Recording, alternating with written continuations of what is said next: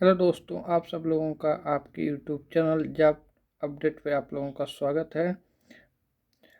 जैसा कि आप लोग जानते हैं दोस्तों कि यूपीएसआई का इस समय एग्ज़ाम चल रहा है और बहुत से लोग एनालिसिस कर रहे हैं और कह रहे हैं कि पेपर बहुत टफ आ रहे हैं, किसी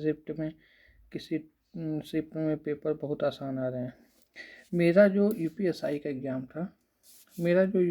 एग्ज़ाम था यूपीएसआई का एग्ज़ाम मेरा जो था वो 20 नवंबर को था। 20 नवंबर को सेकेंड मीटिंग में मैं आपको बताऊंगा कि मेरे साथ यूपीएसआई के पेपर देते समय क्या क्या समस्या हुई और मेरा यूपीएसआई के जो 160 क्वेश्चन थे, 160 क्वेश्चन में उसको कितने समय में अटेम्प्ट कर पाया। मैं इन सब चीज़ों को आज आपके साथ चर्चा में करूँगा। तो सबसे पहले दोस्तों, जब मैं यूपीएसआई का पेपर देने गया था तो मैं बहुत ज़्यादा नर्वस हो गया था। नर्वस हो गया था। और दूसरा जो यूपीएसआई के लोग पेपर कह रहे हैं बहुत ज़्यादा टफ आ रहा है, मैं इसको टफ नहीं कह सकता। इस पेपर को मैं टफ नहीं कह सकता, मैं एवरेज कह सकता हूँ। पेपर एवरेज आ रहा है। मैं जब गया यूपीएसआई का पेपर देने के लिए, उसमें से मैं अगर आपको बताऊं, उसमें से अगर मान लीजिए हिंदी के अगर 40 क्वेश्चन है और जीएस के 40 क्वेश्चन है, मैथ के 40 क्वेश्चन है और रीजनिंग के 40 क्वेश्चन, तो आप नॉर्मली जो इस समय जो हिंदी यूपीएसआई में पूछी जा रही है उसमें आप लगभग 30 से 35 क्वेश्चन जो है आसानी से आप कर सकते हैं। कितना? 30 से 35 क्वेश्चन आप आसानी से कर सकते हैं। और जीएस जो पोर्शन है, जीएस आप कह सकते हैं टफ है, लेकिन ऐसा नहीं कह सकते जीएस को किया नहीं जा सकता। इसमें आप कम से कम 20 से 25 क्वेश्चन आसानी से कर सकते हैं। मैथ जो कैलकुलेटिव की बात कर रहे हैं उसमें सिर्फ 10 क्वेश्चन जो है कैलकुलेटिव आ रहे हैं। बाकी अगर आप 20 क्वेश्चन अगर जो करना चाहेगा बंदा वो आसानी से कर लेगा। इसमें से मान लीजिए अगर आप 25 और 30 क्वेश्चन आप मैथ में अटेम्प्ट कर लेते हैं, क्योंकि मैथ में जो सेक्शन है इसमें आपकी रीजनिंग भी पूछी जा रही है। अगर आपका मैथ पूरी तरह से अच्छी नहीं है, आप मैथ में कॉन्फिडेंट नहीं है, तो उसमें आपको कम से कम 10 क्वेश्चन रीजनिंग के देखने को मिलेंगे। अगर मैथ में आप अगर 20 क्वेश्चन आपको अगर आ रहा, और 20 क्वेश्चन बहुत आसानी से आप कर सकते हैं मैथ में, 10 क्वेश्चन ये जो रीजनिंग वाला पोर्शन है बहुत ही ईजी, बहुत आसान, इसको आप आसानी से कर सकते हैं।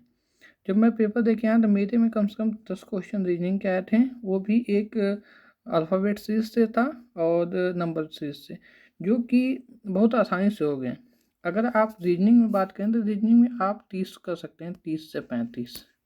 इस आधार पे अगर मैं बताऊं तो कट ऑफ कितना बन जाएगा, 30 और 20 50, 50 से 75, 75 और 10 175, 105, 105।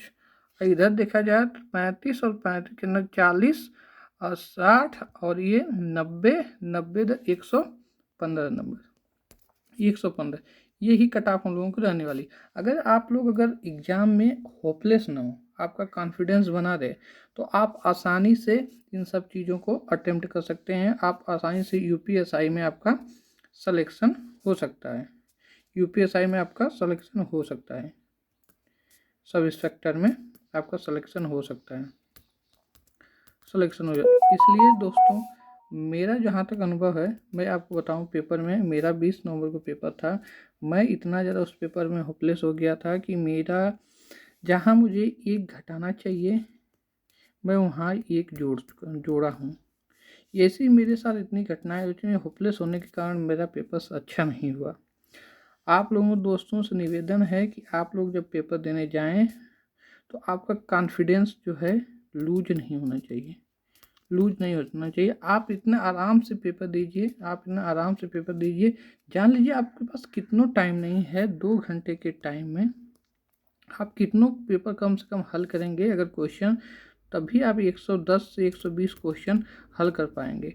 और आपके पास अगर 10 मिनट इसमें बचा लेंगे तो 10 मिनट में 40 क्वेश्चन में अगर आप तुक्का मारते हैं तो कम से कम आपके 20 क्वेश्चन से 20 क्वेश्चन नहीं कह सकता हूँ फिर भी, लेकिन 40 में आपको कम से कम 10 क्वेश्चन तो आपके तुक्के सही हो जाएंगे। इस हिसाब से आप 10 आएंगे तो 120 हो जाएंगे और यहाँ से आए रहेंगे 130। तो बच्चों आप लोगों से सबसे महत्वपूर्ण बात है, आप अपना कॉन्फिडेंस लेवल जो लो मत करिएगा और दिमाग को शांत रख के आप पेपर दीजिएगा। पेपर बहुत ही आसान आ रहा है। कैलकुलेशन की जो बात है, आप अगर टेक्निकल मेथड से थोड़ा यूनिट डिजिट पढ़ लेंगे या डिजिटल सम या टेक्निकल मेथड से लगाने की कोशिश करेंगे तो पेपर बहुत आसान है, आप अच्छे तरीके से करके आएंगे। दोस्तों आप जो लोग पेपर बता रहे हैं टफ आ रहा है, इस बात को एकदम आप लोग न अनभिज्ञ रहिए। इन सब चीज़ों को आप न देखिए यूट्यूब पे फालतू की चीज़ें, तो जाइए अपना पेपर दे के आइए। आप लोगों का SI का एग्ज़ाम बहुत ही अच्छा होगा। शुभकामनाएं, धन्यवाद, थैंक यू।